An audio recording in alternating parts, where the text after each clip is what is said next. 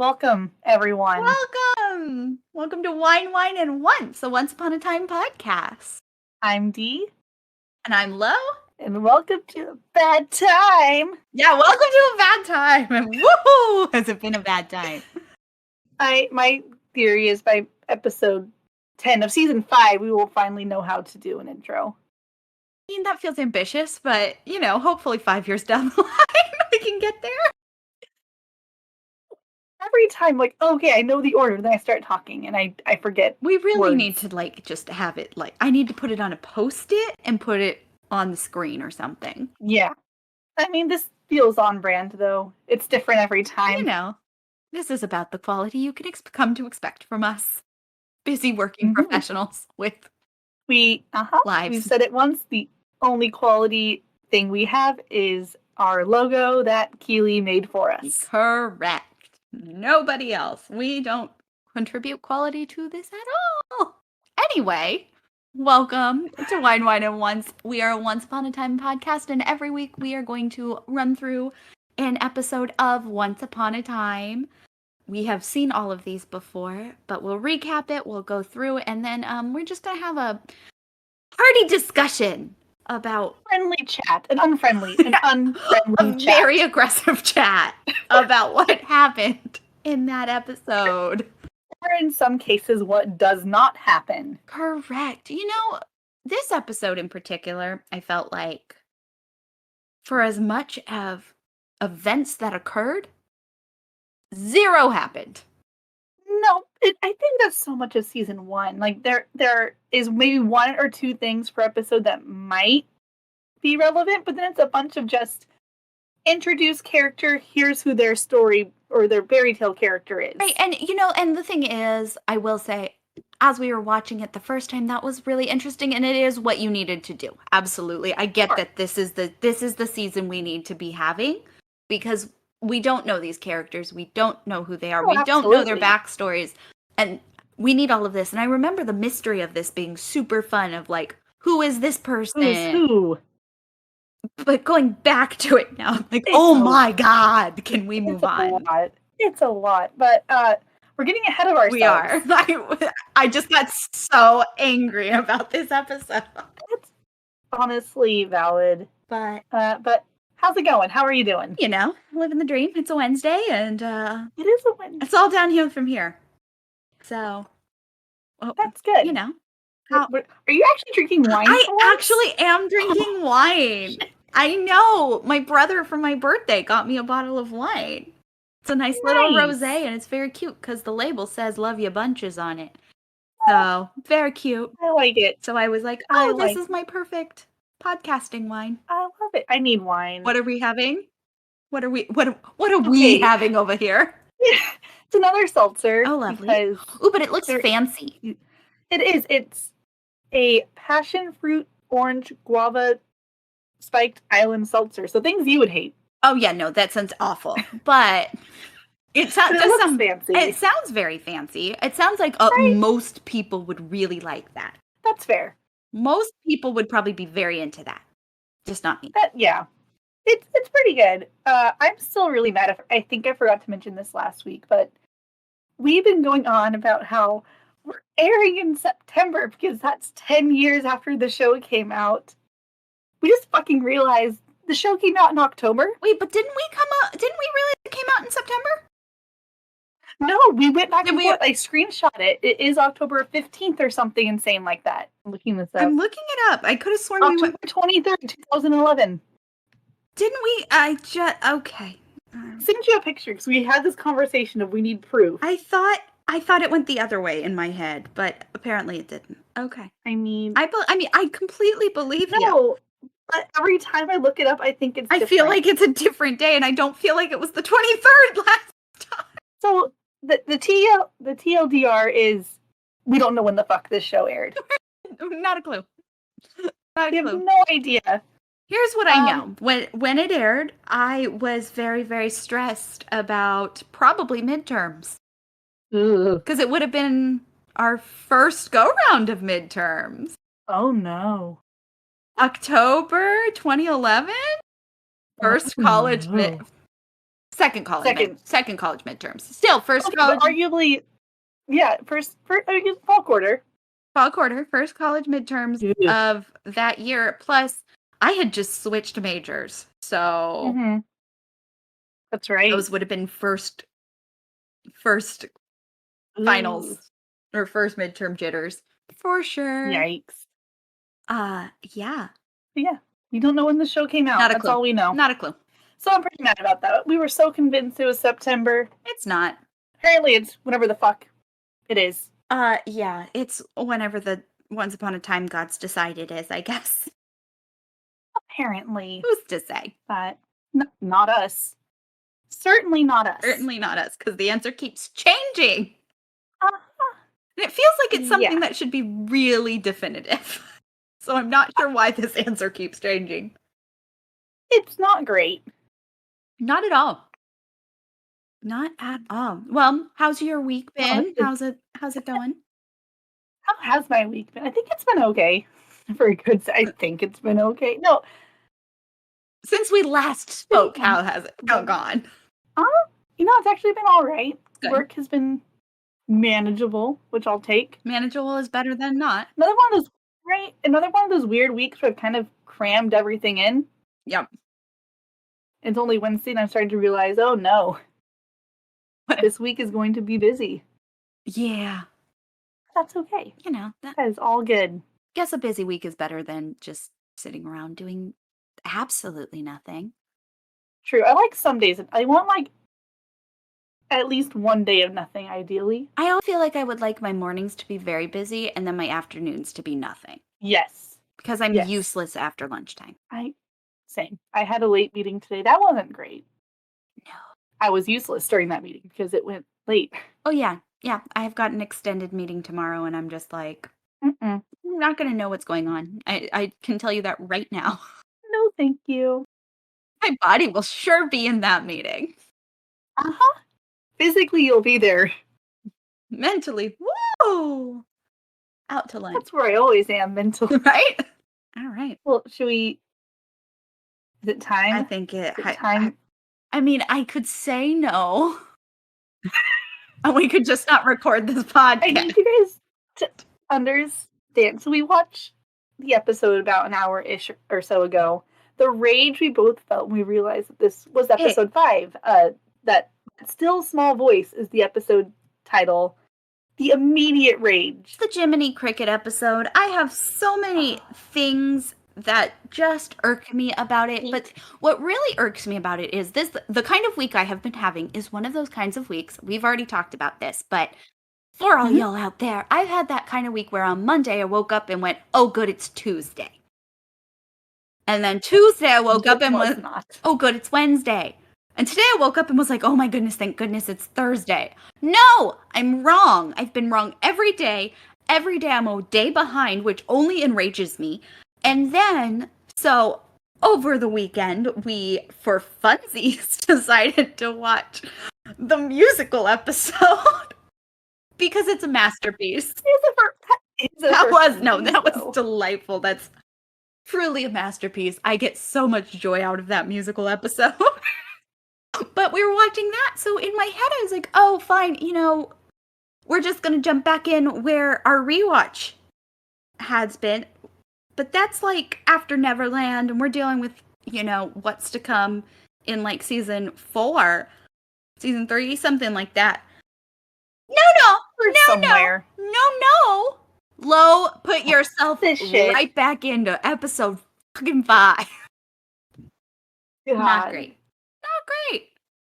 It's not good. And just this Disney Plus summary kind of tells you what a shit show you're in for. Sheriff Graham makes Emma a deputy. A sinkhole appears at the edge of town. In Fairy Tale World, Jiminy wants to leave the family business. Okay, so a couple notes. Number 1, not a sinkhole. Collapsing mines. No. Number 2. Those aren't the same thing? Surprisingly not. Now, I'm pretty sure very similar, but it is very clearly not a sinkhole. Nobody uses the word sinkhole in the episode, so incorrect.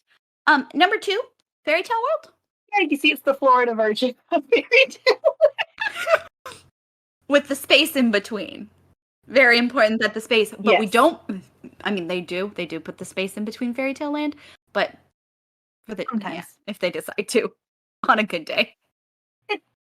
Maybe we'll just make a compilation of every variation of Enchanted Forest, Fairy Tale. There is no rhyme or reason. So many, and it doesn't make sense.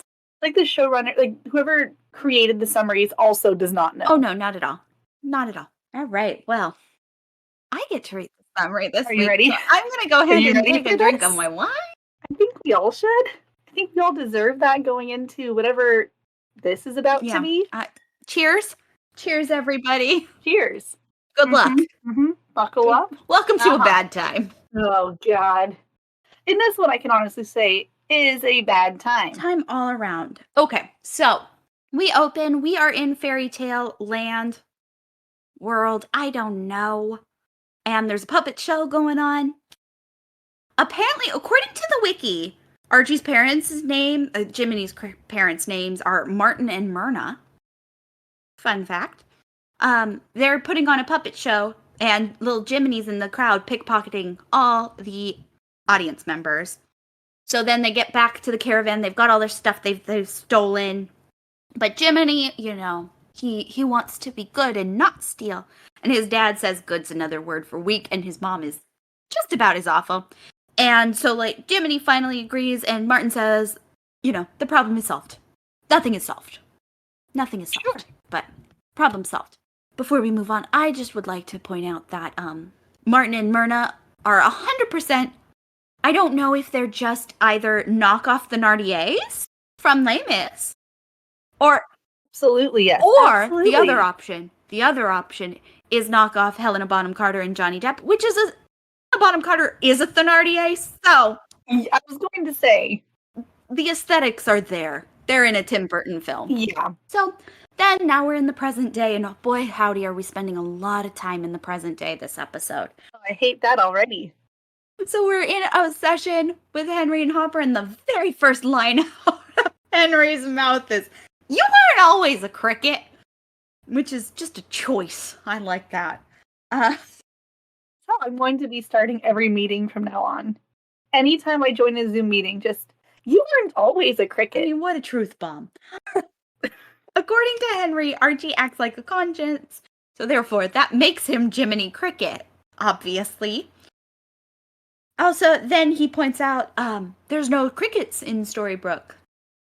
Okay, weird detail. When Archie asks... Has he gone everywhere to search literally all of Storybrooke? Like, how does he know this? To say. Archie asks if Henry believes in the curse. And Henry says that he does, but also he knows that that's not enough. He needs some proof. So, oh good.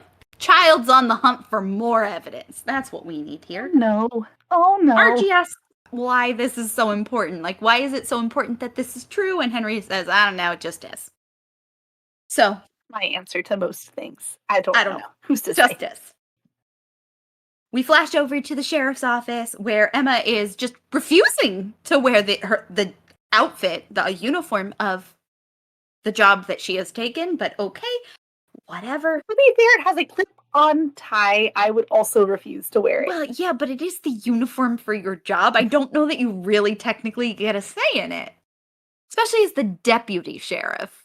You're not even the sheriff yet. We should have gotten her at least in the clip-on tie once. We deserve that. We did deserve that. Either way, Graham immediately gives in and is like, well, just wear the badge. And the second she puts on the badge, there's this loud noise and the earthquake, tremory type thing. Turns out it's a sinkhole, a mine collapsing. No one's clear, but it's a mine. At the scene of the crime, sinkhole mine, Regina tells Emma to go away. This is city workers only. And oh no, she works for the city now. She works for the town. So Regina has to let her help. So Regina says, whatever, go help with crowd control. Make a perimeter. Regina makes this big speech about how she's going to fill in the collapsed mines and pave over them for safety reasons, which again, feels pretty. Seems responsible of her. I think that's a great next step if that happens. If they're collapsing, sure seems like a good idea. From a purely Storybrooke, I don't know that she's the evil queen perspective, that sure seems very reasonable. Henry freaks out, obviously, because that is what Henry is here to do. And he asks what's in the tunnels. So Regina visibly lies and says nothing, but Emma's not around, so this doesn't count as. I was going to say, how did I miss that? But that makes sense. Yeah, she's not around. She's doing crowd control. But she does visibly lie to her child and says nothing. Then picks up a piece of glass, which obviously Henry's like immediately suspicious about. Not sneakiest of people, our friend Regina. No. In perhaps some of her most A-plus parenting, Regina tells Henry to go wait in the car, which, as we all know, Henry is certain to do. Of course he's going to go wait in the car. That's what Henry does. He's really good at listening. Yeah, he really, really good at listening and staying in cars. So, no. Henry immediately gets out of the car and demands that Archie and Emma come help him because they're part of Operation Cobra. We've just roped Archie into this. Congratulations and welcome to the chaos. Archie had no idea this was going on, which is perhaps my favorite part. So he thinks that everything is changing because Emma is now in town and asks, well, did you do anything that like was important or big or changed anything? And Emma like flashes her badge. So yeah, she did. Just a bit, just a little. Then Regina sees them and gets understandably mad because her child ran from the car. But again, of course he ran from the car. Is she surprised by this? Do you know your child? Anyway, she tells Emma to go do her job and yells at Archie and threatens to fire him and ruin his life. Standard Regina stuff. So she's like, Madam Mayor bullshit. Yeah, I'm gonna destroy your life if you don't destroy his illusion, right? Mm-hmm. Back in the Enchanted Forest, Martin, Myrna, and little Jiminy, but now he's not little Jiminy. He's fully grown man Jiminy with a receding hairline. It's the same actor. And that's fine, usually. But it is very upsetting when his whole plot line is he can't break away from his parents. Also, they don't age up his parents. Like right. The Thenardier, that's just their name now. The Thenardiers have not been aged up. Not at all. They look the same. He is now a fully grown man who looks like a fully grown man, and I don't like that his whole storyline revolves around like not being able to leave his parents when he looks so fully grown. And I do understand that you live with narcissistic, possibly abusive people. Sure. You can't necessarily just get yourself out of these things. It'd be one thing if he was like a young adult teenager. Even if they just changed his hair a little bit. Give him a wig. Give the poor man a wig. We're just rolling in wigs on this show. Just give him a wig to age him down just a little bit. I just need him to look just a little younger and a little less self-assured. Please and thank you. Anyway, they arrive with their wagon to a small market. Myrna and her husband ask, they're saying it's a good year and suggest that, this time they're going to run the elf tonic scam. We don't know what that is, but Jiminy says, hey, we make enough money just from the puppet show. We don't need to be stealing. And then they have this claim about, they steal from the crowd and the crowd steals from other people and it's called an economy. And they're just a crucial part of it. Wow. Capitalism. So, God. Jiminy, suddenly remembers that, he's an adult and says he wants to quit.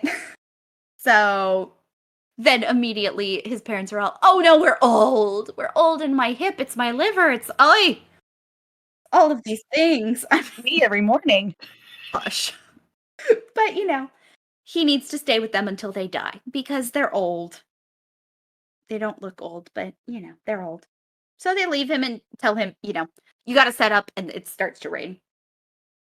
Then, shortly after, a young boy is approaching Jiminy, and he says, "Oh boy, you must love your job. This is such a cool job." And Jiminy's just like, nah, it's terrible. I hate it. Absolutely not. Absolutely not. Which, is a vibe. And It's certainly relatable. it certainly is, especially on a Wednesday. Mhm. The boy asks why he doesn't get a new job. And Jiminy is kind of just like, because. And that's it. I don't I know. don't know. Same answer I have. People ask me, why don't I get a new job? I don't know. It's hard. The Jiminy asked the boy, why are you even here? And he just says that he wanted to stand in the rain and listen to the crickets. There's not a lot to do in this town. So, Sounds miserable. That sounds like the last thing I would want to do. but Jiminy's ever. real excited about this. Real excited about it. He wants to listen to crickets. He's not listened to the crickets for years. Again, not much to do when there's no electricity. Jiminy tells the boy to hurry home, and the boy gives Jiminy his umbrella. How sweet. We're completing the look. Where we're just going right for it. Then Marco, we're back in the in Storybook. Marco shows up at Archie's office for lunch, but Archie says he has another patient, can't go. Henry shows up before Marco's disappointed puppy dog, half smiley gaze could turn too intense. Sure. So Marco leaves, and Henry asks Archie if he's recruiting Gepetto to Operation Cobra. Because obviously, Marco is Gepetto. We're just recruiting people left and right. Also, we're making Dear God. wild assumptions here, because the logic here, see if you can follow me. Okay. Gepetto is Jiminy's best friend. Sure. Marco is Archie's best friend. Now I have a question right off the bat there. Pinocchio. We all know this story, right? Jiminy Cricket is Pinocchio's. Right. Unless I'm missing something from like the original Italian story. Yeah, someone tell us. Like, write in the comments. You know something more. Read it for us. Read it for us. I don't want to. We're watching this for you, so you don't have to. So you can read it for us. Read it in an original Italian for us. No, I mean, like, thank you. That's the only thing I can think of, is it maybe they pulled this from the original story? I think that's giving But that's weird. Show writers a lot of credit. It is. Sometimes they do. Like, later we'll go to Oz, and there'll be more nods to the book Oz than the movie Oz. True. That's fair. But it's weird. Anyway, Gepetto is Jiminy's best friend. Marco is Archie's best friend. Therefore, Marco is Gepetto, obviously. Because everyone knows you can only have one friend. I have two friends. We're lucky enough to have two sometimes. Just on days that we are nice. Fair. Fair. Archie basically tries to steer the conversation back towards the theory and why it's important, but Henry knows there's proof, and he knows where it is. Oh. It's in the old mine shaft, of course. The one that's crumbling? Yeah. Ooh. Archie says there is no proof, and this is a delusion, and it's a delusion that's becoming a psychosis, which means that you know how you talk to a child? Henry understandably gets upset, and he runs out of the room, and Jared Gilmore does a great job of hitting every mark on his way out. It's a very blocky run, but it is some of his good acting. Like, he does a nice job in this episode, for sure, doing the upset thing without going too over the top. No. Still in Storybrooke. Again, we're spending a lot of time in Storybrooke. We are going to come over to the hospital, where we see David and Mary Margaret completely flirting over a game of Hangman, the sexiest of paper games. Oh. When Catherine arrives with pictures to help David remember his old life. As Mary Margaret leaves, because she's like, oh, I gotta get out of here, this is awkward, she hears David remember their dog, Ajax. Then that's a good dog, I will say. Any dog is a good dog. Agreed. At the loft that Mary Margaret owns. or rents or whatever, Emma and Mary Margaret are somehow eating s'mores. A wild choice. I don't know. She doesn't have a visible fireplace. Did they have them over the stove? Like, does she have a gas range and they heated them over the stove? Why is it s'mores? So many questions. Confuses me because food in TV shows are always such a specific choice. Right. You have to be able to. I mean, notice they don't eat them. They don't eat it, no, but that is a decision. Like, and there was a close-up s'mores. on the s'more. So it was a choice. I don't understand why. I don't know. It feels like now I want s'mores. I do too. Feels like it should be significant. Can't come up with a reason why like it is. tacos. That would be fun. They should always be eating tacos. I'm such an asshole. That's important. You're going to. I think this is important. I feel this is important. Think you should write it down. Anyway, Mary Margaret is complaining that she is just the worst person in the whole world because this is, the approximately 10 seconds she's going to feel guilt and remorse over this. She's a good person, didn't you know? She is a good person. She's trying not to. In this episode, she is really trying her best to, keep her distance, I will say. Not doing a great job of it, but she is trying. She's making an effort. She is making an effort. And then Emma has this statement, and she says that it's not worth the heartache to get involved with a married man. And she says it like she's got some experience in this department. But I'm confused because I don't think we ever go that direction. No. Neil wasn't married before they met. Or was he? And we just never found out about it. Do we get to put a question mark? I don't know. I mean, really, it sounds like she's got some experience here, but we never hear anything more about this. We'll never know what that means. Doesn't matter because, knock, knock, knock. Henry's at the door. He's crying. Shocking. Emma immediately goes and yells at Hopper for, devastating Henry. He tries to explain it doesn't sit right. So Emma's like, did Regina put you up to this? Phone rings before there's any more. It's Regina. Emma goes to yell at her too, but oh no, Henry's missing. Again, no. This child? No, Henry? Going missing? Shocking. That doesn't feel right. That's out of character. Yeah, well, because obviously Emma took the distraught child who was crying, dropped him off at his mom's office, who he's convinced is evil, and just didn't. That seems like a good plan. Didn't make sure he got where he needed to go. A+ parenting. Good parenting. Solid. Both women are at a loss as to where this child could be, but Archie sure knows. He knows everything. Where do you think he's at? He's at the mines. No. Shocking. God, the mines that, surprisingly, we will hear more about in seasons to come. That is true. That comes back quite a few times. Finally, we're back in the Enchanted Forest. Rumple sits in his, sad, lonely little castle, spinning straw into gold for no apparent reason. We don't know why he does this. Who knows? Jiminy shows up. I don't know. I guess his family deals with Rumple. I guess that's the weird part, is he's not here to make the deal. He's here to drop shit off.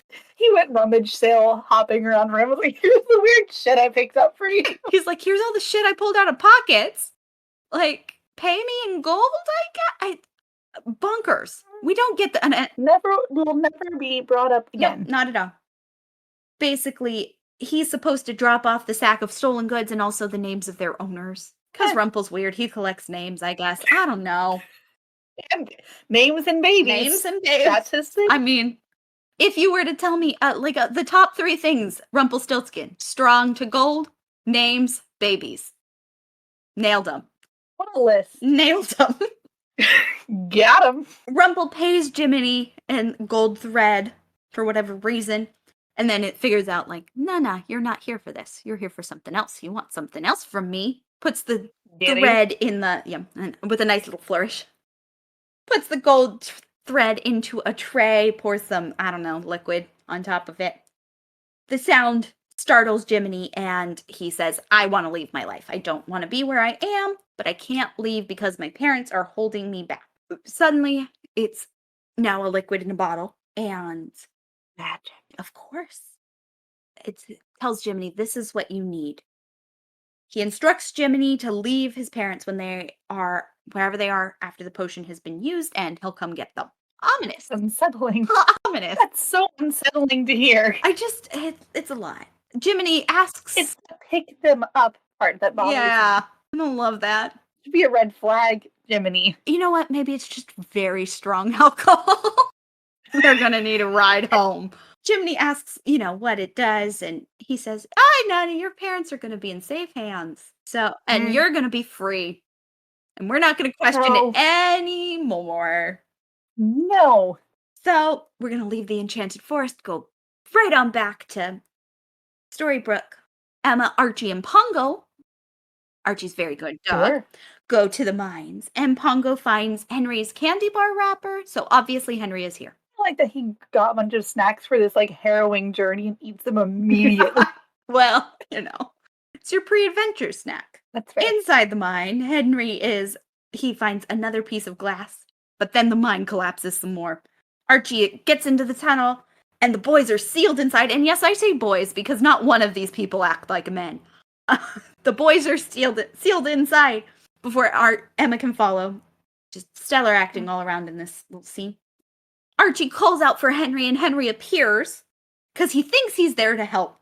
But, Archie, miserably, what a terrible human being, just wants to get them out of the mine. So obviously Henry has to run away again. What an awful human. How fucking Henry's got to run away some more, obviously. How dare you try to get him out to safety? Gotta go find more. Mm-hmm. Yep. Back in the Enchanted Forest, creepy little potion in hand, Jiminy and his parents are approaching this small cabin for the elf tonic scam. Oh, it's time. It's time for the elf tonic scam. Jiminy is begging not to, but, because they don't need the money. And, they remind him, hey, it's not about the money. It's about the principle of theft. We like stealing. Martin gives his son a small bottle of the tonic and knocks on the door. This young little couple opens up the door. It's apparently Stephen and Donna. Listen, I swear it never mentions their name, but they have names, so good for them. For them. Jiminy, very sullenly asks if they have a place for the three of them, for his aging parents to put their feet up by the fire. Aging parents that look younger than Of he does. course. And they're very sweet people, so they say, yes, of course we do. Of course we do. Once inside, they enjoy a meal together. Myrna and Martin begin, conning them and pretending like they've passed this poor, sad, sick couple on the road because a plague is coming. But they're safe. They're immune. Oh, good. Because they took their elf tonic. Oh. Made for elves, by elves, from elves, which is an upsetting trio of sentences. They ask, have you taken your elf tonic? And they say, no, we've never heard of it. So if they don't have the elf tonic, of course, our con men insist, well, you'll die. You need the elf tonic. Sure. So they put on this big show, and Stephen and Donna insist, they must have it. Because if the plague is coming, they have to have this thing that will make them immune. And they put on this big show. Oh, no, we couldn't possibly part with it. No. But they insist they should have it. Surely there must be something in the cabin that they can trade for. Obviously, the answer is yes. And they collect some things. Everything in the cabin, essentially. Anything good. Anything good. And Jiminy gives the couple the bottle of elf tonic as they... He confronts the parents at the wagon and says, this is terrible. This is wrong. We shouldn't have done this. They continue to not care. Continuing the pattern. I don't know. He wasn't going to get anything. So he pulls out Jiminy pulls out the bottle from Rumpelstiltskin and tries to fling it at them. I was under the impression this had to be ingested. Right. I don't know why he's like... Ha! He says, I have no other choice. And he yeets the liquid after, listening to the crickets for a minute. But he had no other choice. And they look shocked. But then they start laughing. Because... Oh no, they knew exactly what his whole con was the whole time. You can't con a con artist. You can't con a con man, son. So, his dad's really good at sleight of hand. He switched the vials. He rolled a net 20 on his sleight of hand. He really did. And oh no, where did the other vial go? He gave it to the couple. we arrive at one of the more upsetting scenes in this show. I hate this scene Jiminy runs inside, so much. finds the vial empty. He walks through the small room and discovers 2 wooden puppets just No. sitting on the bed. Creepy teeth, smiling, eyes wide, unblinking, hands placed over each other like they were holding hands as they knew something terrible was occurring to them. I don't like that they're placed so gently on the bed because it looks like they had time to, like, stumble to the bed. Like, they had time to realize that something terrible was occurring. Okay, so moving on from that, you know, that's bad. They're puppets. That's bad. Oh, no. That's real bad. Jesus Christ. Oh my God. So, shocked, you know, Jiminy is just in disbelief and he's sitting there when all of a sudden the little boy from earlier returns from wherever the fuck he was. Why is he out alone? I think he was getting water, but oh my God, it's dark. It's a fucking meal without him. Yeah. Where was he? He didn't get dinner. No. Just a very small, hungry boy coming home for dinner. His parents are puppets. Oh no. So he's calling out for his parents. When he discovers what happens, he demands Jiminy tell him what happened to them and what he did. Jiminy says nothing and, you know, is just very distraught. Then, of course, because we cannot follow any storyline through anything, we're bouncing back to Storybrooke. We're back in the mine. Henry and Archie find an elevator shaft and they get in thinking they're going to, like, pull their way up, but they are completely unaware that Emma and Regina have agreed with the solution of Marco's, which is to just blast the shit out of the top of the mine. What Blast a bananas plan. Get the dynamite, blast the shit out of the top of the mine. Let's not try to communicate into the mine. No. We don't do that here. No. We're not going to try and make sure that everybody's clear. We're just going to blast the entrance open. Wide open. They blast the mine open. It doesn't open, but the elevator sure goes farther down. Making the situation worse. Blissfully unaware of all the mine nonsense. Nobody over here in this storyline is aware of the mine. That's amazing. Like, just needed to point that out. Nobody in this half of the story knows anything that is going on at the mine. Though it would be the sort of thing that you would think rocked a whole town and would get everybody wondering what's going on. But you would think. Anyway, they're unaware. Mary Margaret is trying very hard to put in some healthy boundaries between her and David because she finds herself attracted to him and knows it's wrong because he is married. I'm sorry, did you say Mary Margaret or Jennifer Goodwin? Listen. Yeah. I don't know if I've mentioned this in detail, but I hate that Josh Dallas and Jennifer Goodwin met on set and fell in love on set. It's upsetting. It's very cute, but it's so upsetting. No, yes, especially with their season 1 storyline, it's very upsetting. Yeah, it is. It totally is. So, you know, Mary Margaret is trying so hard to put some boundaries up, and David just kind of walks right over him. I have a lot to say about this. We will get into this later. He starts teasing and flirting and tries to get her to take a walk with him because he's supposed to be, he can either be walking for 30 minutes on the treadmill or he could have a supervised walk outside for physical therapy. So she should walk with him, obviously. Of course. My only question is, do they use the wood store? There's clearly a door in this hospital that leads directly out to the woods. Show me the wood store, you cowards. You will never see that door. Show me the forest store. Anyway, they're out in the woods. Sure. And David admits that he does not remember a goddamn thing that Catherine has showed him, and he's been lying. Doesn't remember the dog. That's so sad. So sad. And also he thinks the name Ajax is a stupid name. Is that a cleaning product? It is, yes. That is a dumb name for a dog. I can see. You know, but here's the thing. Comet is also a cleaning product, and that was the name of the dog on Full House.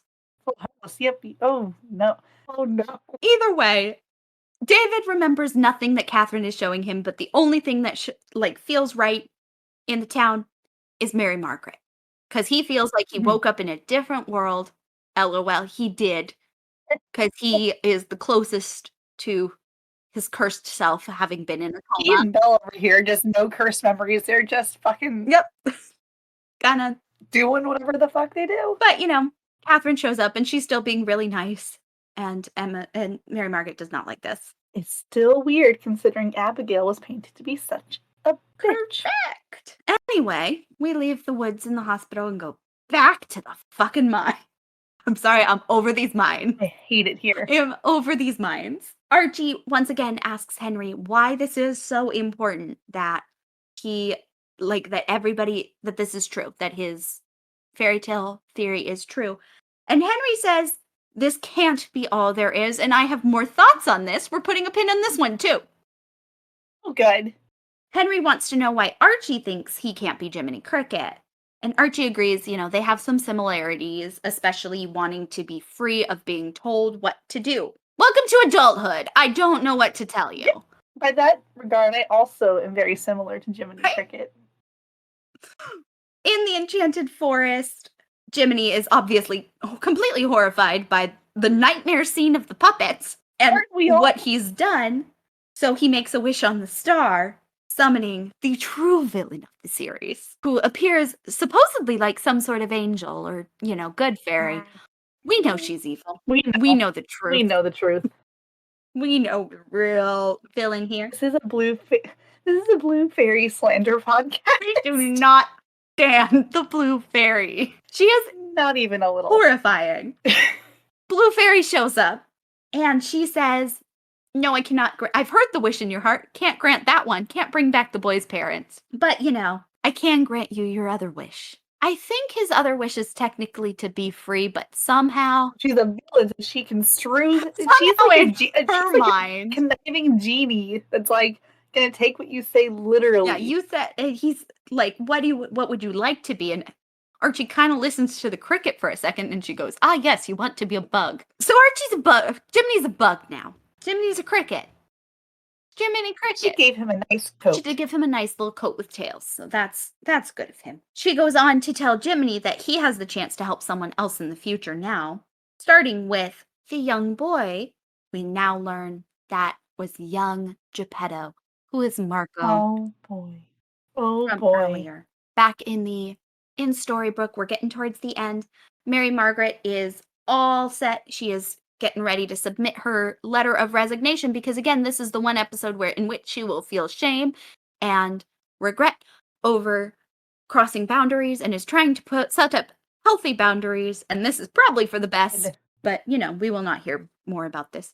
No, we'll never see that again. Outside the mines, everyone is celebrating because, we have saved Emma, and Emma has rappelled down and saved Archie. We forgot to mention that a little earlier, but Emma, because we don't care about that's them. Fair. They're out of the mine. They're saved. Emma rappelled down. We knew they were going to. That's why we didn't care. We knew it was happening. Emma rappelled down. The only thing of note in the conversation about Emma rappelling down is that Swan Queen Shepherds, I see you. Those women were about to kiss. Oh, Regina and Emma got real close there, and then finally Regina said, "Go save my child," because you should be the one. You're the one who has the strength to do it. Also, Jiminy has really a very strong umbrella that is very precise, that can hook onto Emma's D-link, and then also has the upper body strength to just, I guess, hold on. Wow. Don't fuck with Archie. Yeah, he is a scary human being if he's got that sort of arm strength. So, anyway, we're all celebrating because the boys have been saved. Regina is looking at the piece of glass she picked up earlier and sneakily throws it down into the shaft, where it falls to reveal that Henry was getting close to something. It was the glass coffin that Snow White was once asleep in. Oh, wow. And that is where we end. The end. What good summation. Whew! That was a lot, is what that was. Yeah, take a drink, Yeah. You deserve that, of course. My God. Can I just say what the fuck? That was a lot. Yeah. I have thoughts. What? Go ahead. By all means. I would just like to address the creepy ass puppet in the room. I don't want to address the creepy ass puppet in the room. We gotta. Okay. So I just need us all to understand the gravity of what this show has presented to us right now. We need to before you get started, I need to address the fact that I'm going to see those puppets in my nightmares tonight. And you'll see them in other episodes. They just show every time you're in Gold's shop, you'll see them Oh, now. yeah, it's exciting. Okay, anyway, continue with the gravity of the situation now. We need to talk about it, even though we don't want to. Okay. We are presented with this story where two parents are turned into puppets, and a small child walks in to see his parents literally turned into creepy-ass wooden dolls. An upsetting thing, we all agree. So, I just want to point out before I let you really get going. Yeah. It is a leap to go, my parents are not here. Those creepy dolls are them. It's the same logic that Henry uses looking through that stupid storybook. That's fair. Oh, look, it's an illustration. Certainly this is you. You have the same color hair. Hey, you're a person and this is a person. Wait a second. I have two parents and those are two dolls. Now hang on. I'm onto something here. He's Nancy Drew over here figuring shit out. I mean, it's about the level of detective work we can expect from Nancy Drew. That's fair. So yeah, we have this very small child walking in on probably the most horrifying thing you could experience as a child. Deciding, he makes that connection of, oh, my parents have been turned into puppets. Right. We learn this child is Gepetto. Huh. Now, Gepetto, at least in the Disney version, we've already established I haven't read the Italian original, but in the Disney version, we can assume they're expecting every viewer to have seen those versions of the story. The Disney versions are kind of the backbone for a lot of these Once Upon a Time episodes. Gepetto is a toy maker. He makes a lot of toys. Fine. He also makes puppets. He also has a child puppet that gets turned into a real boy. I would like to dive into the fact that there's some real deep levels of trauma there that Gepetto, his goal, his purpose in life is to now make dolls akin to the ones his parents were turned into. I need everyone to understand the face I'm making. It's not a smile. Looks like, no. No. I'm upset. Because it's not great. It's not great, and I just want to know why they thought it was a good choice to make his biggest trauma the biggest part of his, parents into dolls is his biggest trauma. So what his truest love, his child, his boy who he loves so much is a doll to a boy? Who's turning back into a puppet, remember? Oh, God. No. That's... Poor Marco. Poor Gepetto. It is bonkers to me that his personality becomes, I am a toy maker now. You'd think he would go the fuck opposite direction of, I will never look at dolls again. I will never look at toys again. My trauma is real and I will not be acknowledging this. Or, I guess if it were, do you think, he's trying to, somehow create a puppet that could go the reverse way? No. So that he can bring his parents... Stop whatever you're saying. So he can bring his parents back to life, but in doll form, but Also, how fucked up is that? Blueberry's like, nah, your parents, I can't even give them sentience. Fuck that. You want a boy? Like the sentence, you want a boy. You want a kid?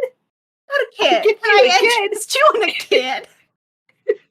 That's the question you need to ask Rumpelstiltskin, not Gepetto. I hate this episode for so many reasons, but... That's a big one. Truly just the... Oh, Gepetto's a toy maker probably because he saw his parents get turned into dolls and it traumatized him. Yeah, that's big. It's not great. No, I hate it. Yeah, it's not great. And surprisingly, we learned that Marco's a shady bitch and does some shady ass shit. He sure does, yeah. But arguably one of the more well-adjusted characters. Correct. Which is not great. The bar is low. No, so low. Bar is on the floor. There isn't even a bar anymore. We kicked it to the side. That's fair. We need a bar after this. Absolutely we do. Absolutely. But, yeah, that's all I had on that. I hate it. I hate it so much. Yeah, and that's fair. Because that's deeply terrible. Okay. Well, okay. So I have a couple of points to address. But my big one, my big main problem is going back and rewatching this now. I did not notice this nearly as much in our first couple watch throughs because we've watched season 1 a couple of times. Yeah. You get so swept up in the love story, and because you know the Enchanted Forest side of things, you don't notice it. But in this episode, it really struck me just how awful David is. Like David Nolan Yeah. as a person is. Yeah. Because I recognize the difficulty that comes with you do not remember your life that you supposedly have, but you have somebody who is telling you that you had this life, who's showing you proof of this life, who seems to care for you an awful lot. And to not respect that No. is pretty terrible. Like if we were just watching the Storybrooke side of things without any of the Enchanted Forest stuff, Oh yeah. this would be like his entire behavior would be such easy behavior. So gross. It'd be so gross. He's flirting with another woman over Hangman who's just there to help him. And yes, she is attracted back. That is true. But you have a ring on your finger. Just because someone's attracted to you does not mean you get to flirt with them. So I don't like that. Then she tries to put up some healthy boundaries and be like, I do not think it's good for us to hang out together. She basically says that. She basically says, I just don't think it's a good idea. You should spend time with your wife. This is clearly a weird thing. And he immediately steps over that boundary and is like, but hey, come take a walk with me instead. How about we do spend some time together? Also, what if I don't listen to you? So you don't notice it the first time through, and you don't notice it. Like this is the first watch through where I've gone like, wait, that was actually really gross because you get swept up and you know that they are soulmates and you know that the reason she feels right is because this is the person he's in love with. This is his soulmate. This is his real wife. We get that.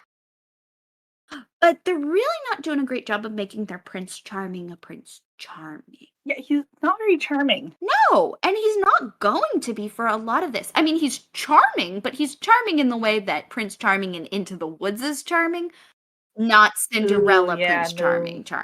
Yeah, it just gets worse in season 1. Like, he does some shady shit. He really does. He finally gets the girl he wants and is like, actually, I'm going to be married to this person. Now I want to try.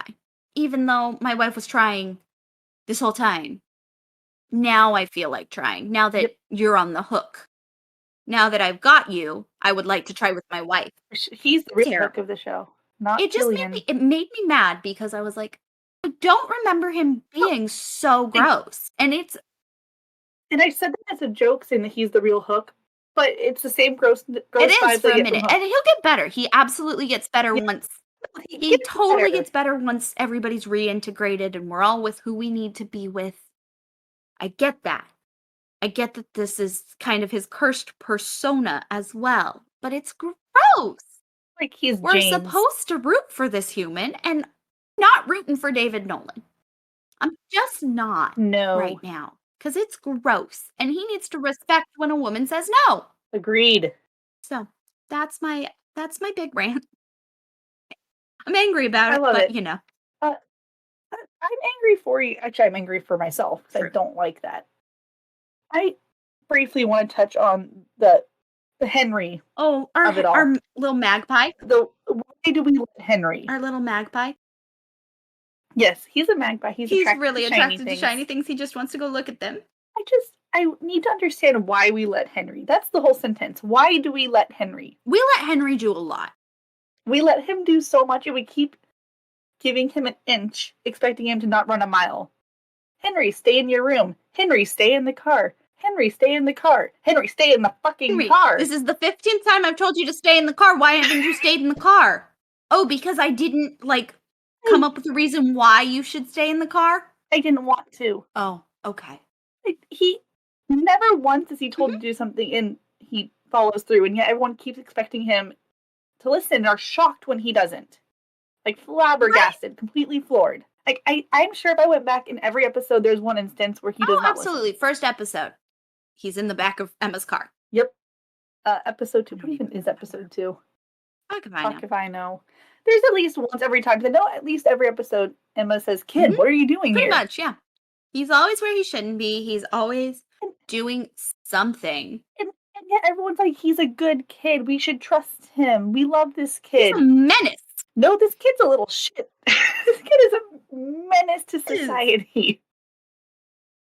He shows up at crime scenes. He shows up at dangerous mines And that are climbs into them. collapsing. This kid is he's a trouble He is. magnet. And the fact that Regina even trusts him a little bit Yeah. Yeah. is astounding. The fact that no one's cursed persona is just Henry's babysitter. That's what you would think there would at least be a babysitter character where she's like, okay, your job when I'm not You're with just him, on him. you are with him. Because he does not listen. And I don't trust him to not run into a goddamn mine shaft. Like, it's not even about control at that point. It's he runs into a collapsing That's a mine shaft. For me. He ran away. He went all the way to Boston. In the first episode of the show. And that is the first instance we see of him. He drinks orange juice from a bottle. From somebody else's bottle. Here's my thing. Yeah, sure, of course we absolutely rightfully are laying a lot of this blame at Regina's feet because she's the mom. She should be better at this. Emma takes her vagabond offspring and is just like, oh, this child's distraught. I'll just drop him in front of the mayor's office and then I'm not going to watch if he goes inside. He'll be fine. I'm not going to make sure that Regina sees him. And that's what astounds me. You would think at a certain point there would be hey, I'm going to call you. You don't hang up till your child is with you. Great, you have the child. I'm hanging up now. If you're dropping off the kid because he came running to you, why don't you think it's a way to build trust to be like, if he's sobbing, you see, I need to go talk to your mom and let her know what's going on. Don't you think it's a way to build trust with Regina if you were to call and be like, Henry is here, he's really upset, I'm bringing him back to your office, please meet me there, or can I meet you somewhere? Being in communication is a huge trust builder. But no, Emma just wants to do what Emma wants to do, so it runs in the family. It's the charming way. Runs in the family. Yeah, and by all standards, at this point, Henry should be the kid where people are like, I need to tell you something, adult. Is Henry here? Look around. Check under the bed. Is he behind the door? Check under the blankets. Now I will tell you the thing. Exactly. Check under the coats. By all Make sure he's not hanging on the back of the door. But instead, they're like, oh yeah, Henry's here on the couch. So there's a mine shaft that exploded. Yeah. Like, they just willingly reveal information in front of him. They do, yeah. And are shocked when he does asinine things with that information. Very true. So I will continue to ask through this entire show, why do we let Henry? Why Henry? Everyone keeps asking, how is Henry? I'll do you one better. Why is Henry? Why is Henry? You know, don't like kids in shows. I just don't. And that's a personal thing. I don't like little kids in shows when they are meant to be the It's hard because I don't think writers know what to do with them necessarily. Speaking of Henry, though. Don't like that. Oh, do we have to? He's just having a midlife crisis, right? He's 10 and having a midlife crisis. Because Archie asks him, like, why is it so important to you that this fairy tale theory is true? And he says, because this can't be all there is. So I ask myself every morning before I go to work. I would stand in the mirror and I go, this can't be all that life is. I am 29. Yeah, so number one, what a midlife crisis type of thing to say. Yeah. I think all of us hitting certain ages are kind of going as we settle into adult life, looking at our jobs going, oh my God, okay, is this what this is? But number two, and I do get the line. I understand that what they're trying to say is like, there is something extraordinary going on in his world, in the plot, and therefore he's correct in saying this can't be all there is, because he's right. It's not. So I understand that in the fiction of the show, in the grand plot of the show, he is correct. There is more. Mhm. It is there. This is not all there is. There's something beyond this, and he's correct. But what I don't like is that we're presenting Storybrooke as not a terrible place, right? Like it's not presented as a terrible place to live. The mayor's a little draconian, absolutely, Sure. but everybody seems It's okay. solid. Everybody's mostly friendly. Everybody pretty much has a roof over their head. They have a job they go to. That on the whole, everybody seems to be in a job that's suited to them. Like nobody seems to be wildly unhappy. Now, Maybe Ruby. Ruby seems a little unhappy. okay, Ruby. With her job. Yeah, okay, Ruby, that's fair. But like the townsfolk do not seem particularly pressed about their lives. We know as an audience that they've had their happy endings taken away from them, that they're not with who they should be, but they don't. They don't have that knowledge. Ignorance is bliss in their world. So to them, this is just life, and yeah, maybe it's not great, but it's not terrible. Boy, that sure sounds like That's life. So I don't like the message that, like, just regular old life the mundanity. And the mundanity is just terrible, and that's all there is, and there has to be more. There's not. For us, there's not. No. There's nothing. I mean, I want to joke we joke all the time that we are cursed. We joke all the time about who we would be if we had a cursed persona, and I'd be Belle, and I'd need therapy because of it. Megara. It's Megara. That I need therapy because of it. But either way, like, we joke about that, but we know that's not true. We know this is what there is, and we're gonna need to make some reasons to have fun and go beyond. Like recording a podcast and drinking. And going to Disneyland. And doing stupid things. But, I get where it comes from in the fiction of the show, but there is part of me that's just like, guys, weird message. Can we stop telling people they're extraordinary? I think that's maybe part of my problem. Like, because this is also height of Hunger Games, height of the tail end of Harry Potter. Like, we're just coming off of raising people to just believe they are extraordinary. And it's like, we're not. You're not. You're not extraordinary. No. You're not special. We're all average. And that's fine. And that's great. Unless you have the right vibes in your music, and then you are, in fact, the main character of the day. Correct. I'm very specific about my playlists. Them's the rules. Because the vibes have to be correct, and then you're having an awesome day because you're the main character. But that's also a very mundane thing because everybody does it. Sometimes you're the main character, and sometimes you're just kind of on the side. I'm an NPC most days. I have 10 stock phrases I say, depending on what you say to me. Why is one of mine, please get your feet off the wall? You're not Spider-Man. Yeah, it's a pretty good NPC. I mean, sure would be interesting. Mine is just whispering, what the fuck, under my breath. Oh, I like that one. That's a good one. Just a muttering behind your mask. Yep, I just mute myself on Zoom and go, what? See, I love a mask because now people can't see when I mouth things. That's the nice good. part. See, masks do have some really nice positives to them, all in all. Yeah, you can mouth whatever the fuck you want behind a mask and nobody knows what you're saying. As long as you don't use your vocal cords, nobody knows.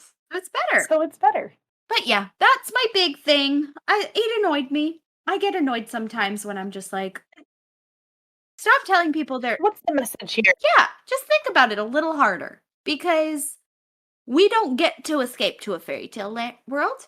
I know that our escape is the show. I get disgusting. That. I do understand that. But it does, every once in a while, I'm just like, okay. All right, like, I get it. I wish his answer had not been, this can't be all there is. It was more along the lines of, don't like my life. I want it to be different. I want this to get fixed. Because if it were more personal to him, then I'd be like, yes, absolutely. If he were like, I don't like my mom. No, School is upsetting. I don't like my world as it is. Yeah, if it were more along the lines of, I don't like my life and I need there to be something more, solid. But for him to just be like, this life can't be all there is. Okay, chill out, you 65-year-old white man. He's not even 11 yet. 65-year-old man. But that is that's like, he yells a lot. He expects people to go along with his stupid ideas. Again, I say, why do you let Henry? Why is Henry? Just because why? I will say, I'm sure I'll yell about it when we get in later episodes. They never changed that kid's wardrobe. No! We watched the musical episode as the second to last episode, or it's one of the last episodes of season 6. And so over the weekend, as previously mentioned, we watched the musical episode. We are really towards the very tail end of these people. Most of this cast. Most of the cast is going away. Emma's looking at a picture of Henry from like this season, and Henry walks in and he's wearing the same clothes. Same stupid scarf, same plaid shirt, same navy blue coat. I cannot believe. He's supposed to be like 16 by the end, 15 maybe. Like he's gotta be like 16. Because they give him like a girlfriend for a minute. He's like it's a whole thing. Excuse He's the author. He's old by excuse me. He leaves in the first episode of the 7th season, remember? Because he'd be going off to college, so he's 17 by the end of this. Put those words back in your mouth. He's not changed his clothes one bit. No, he has a Star Wars lunchbox. Right, of course, because we own Star Wars now. We gotta make sure we font that. What a stupid episode. This was dumb. No, I've realized something. You know why it was really dumb? Overall blanket statement. We don't get to add anything to a single goddamn one of our lists. Nothing happened that's plot oriented. That is so true. There's no fucking, there's no families, there's no beans, there's no curses, there's no lies. Emma uses her talent 0 times. That is so true. There's nothing to update. There's nothing to update. I also would like to add that I think we do feel, I certainly feel very, I always feel like less happens if we do not get the evil queen. There was I don't like this. This is the first episode we've not seen. We did not see the evil queen at all. And I just think that Lana Parrilla as the evil queen adds so much fun that this felt more like a slog, because it was like we didn't spend any time with the evil queen, and we spent very little time with Rumple, and the time we did spend, he was very sane for. He was very, considering the bonkers potion he was creating, he was just like, yep, take this, I'll collect them. Yeah, and he does. We didn't get the fun characters. No fun. There was no fun in this episode, I'd say. Like, blanket statement, no fun in this episode. There really was very little. Like, we didn't even get Snow White and Charming, who can be very fun together. I think the sad thing is, I think the most fun part of this episode is Henry's first line of, "You weren't always a cricket." Which is an insane opening line. Like, that is the only, like, laughable moment in the entire episode. There's just not, like, a lot happens, but not really. Nothing that I'm looking at and going, this is important to the plot. Well, I think especially with the hindsight that, on the whole, Hopper's not going to end up super important. No, and Gepetto's only important for the fact that he lies and is like, okay, my boy, hide in the tree. Right. We're gonna cheat the system. So I understand that, like, yes, Gepetto has importance, but not to, like, the umbrella of the show. Right. Yeah, no, nothing that we learn here will end up really affecting anything else down the line. No. We've added more people to Operation Cobra, which will go back down just to Henry and Right, because we're gonna forget about Archie. If anything, it is setting up the plot for Mary Margaret and David in, like, their tumultuous back and forth, and that's the B plot of this episode. Don't spend a lot of time with it because actually the C plot, technically. I would say A plot is Henry and Archie. B plot is Archie and his family.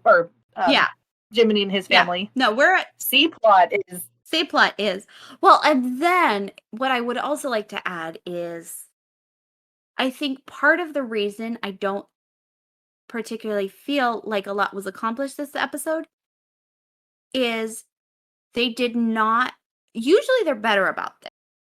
Usually these things usually all their storylines converge. And there is a reason we're learning about this character because the story of this character has to do with the story that is happening in Storybrooke, which has to do with whatever C plot, somehow the C plot gets tied in. I wish the puppets had meant something in Storybrooke, I think, because they showed them in his shop. Like, I wish there was a reason why that is significant. Yeah. Why is this something? And I understand it's Archie's story. It's his origin story. Right. Fine. Except we know Archie's not going to be important. No. So we don't need Archie's origin story. You can just tell us he's Jiminy Cricket and we can go, okay. That's good. Now, again, I understand we're writing from a first season perspective. You're probably hoping that he is going to be important and you don't know how yet. He doesn't end up important. No, he shows up every so often and that's about it. He marries them in season 6. He's the one that... He sure does. He marries Hook and Emma. I hate that. Spoiler alert, but if you're listening to this... This is not a spoiler. We've already said... We should have said that at the beginning. This is not a spoiler-free zone. This is all the spoilers all the time. There's always spoilers. Do not watch this or listen to this if you do not like spoilers. No. But, God, this was actively a bad time. This was not great. This was not great. No. But is not next week the shepherd? Oh, the shepherd. I love Jesus. I said what I said. Sorry, but David's wig looks like he is Jesus of Nazareth. Especially with just the clothing when he's a shepherd. He's a shepherd. It just, with his look. Jesus. I mean, really, the imagery is there. It's Chef's Kiss. Oh, so we do have a very fun episode coming up. We do. I'm excited. Oh, I love it. I love that. And that'll be fun because we actually get to go back to kind of the main plot instead of just hanging out in some mines. That's true. These side adventures. Yeah. This was all side adventures. Side quests. This was all side quests. None of this was main quest. Get any good loot. No. This was not worth it. This was not worth our time. No. I would like to speak to the DM, please. It's been 5 hours in a session. Afterwards, the DM's like, you got a bag of gold. And it was like, you got one glass shard. What do I do with this? No, eat it back into the hole. Okay. All right. I do think we'll have to go into extensive detail about how Once Upon a Time is just a D&D campaign. Oh, absolutely. Again. One of these weeks. Oh, yeah. Again, Jiminy's dad absolutely rolled a nat 20 on his sleight of hand check. Mm-hmm. Absolutely. Emma. Dear God. Rolled a 1 on her dex check. She just stands and rolls down the hill. Exactly. It's so good. Exactly. It was woof. Woof. Well, now you guys don't have to watch it. That's the important thing. We are so lucky. You're so lucky. I mean, watch it if you want. But also don't. Watch it if you want. Absolutely watch it if you want. It's time. It's a time. Yeah. It is a time. You will spend time doing it. It will take up some time of your day. Listen, I think Once Upon a Time is always worth to watch in its entirety because I think when they get the show right, it is so good. And number 2, when they get the show really wrong, it is so much fun. Yeah. But this is definitely one of those episodes that is between the two extremes. It's not great and it's not horrible. It's there. And that's what makes it the least fun to talk about. Mm-hmm. Because the great episodes are so super fun to talk about. Oh, yeah. And so are the really bad ones. Exactly. There's one thing I need to end on. Does it ever freak you out that crickets make that noise by rubbing their legs together? I need you all to know that Lo has left the building. She is now broken. It's important that you understand. So You all now, if you have been doing your homework and listening, you listened last week to our Cinderella episode with our resident Ellaologist, and one day the three of us were on our way to Disneyland. We had stopped off in our college town. We're hanging out, taking a break. Actually, I think we were moving D in. We were, and I think it was like 1 a.m. But okay, we need to get like 2 hours of sleep. Right, because we're leaving at 3:00 in the morning to get to park by opening, which is still too early. We know this now, and yet we still do this shit. Yeah, nothing has changed. Nothing has changed. But we were like, okay, we need to go to sleep, and so you were up in your room, but Keely and I were down on the couches, and all just like curled up, and we're like going to bed, and all of a sudden I just hear her out of nowhere. Does it ever freak you out that crickets make that sound with their legs? We did not sleep for like an hour. We didn't sleep for like an hour after that because I think I started laughing. Well, it was upsetting, but also it was after. And I texted you guys and was like, "What in the fuck is happening?" I couldn't stop laughing because what the fuck? It came out of nowhere. It was dead silent in that room. There were no lights. We were like, I was half asleep, and then that little fun fact popped up, and yeah, we didn't sleep for like another hour. So I think we ended up on 2 hours of sleep. Yeah, we were gonna get 3, and we got 2. That was the plan. So yeah, every time you hear Archie making crickets, it's with his legs, rubbing them together. Oh yeah, this has been a bad time. This has been a bad time. Oh god, at least the week can only go. It can only go up from here. Have a great week, everybody. We'll see you next time. Bye. Bye.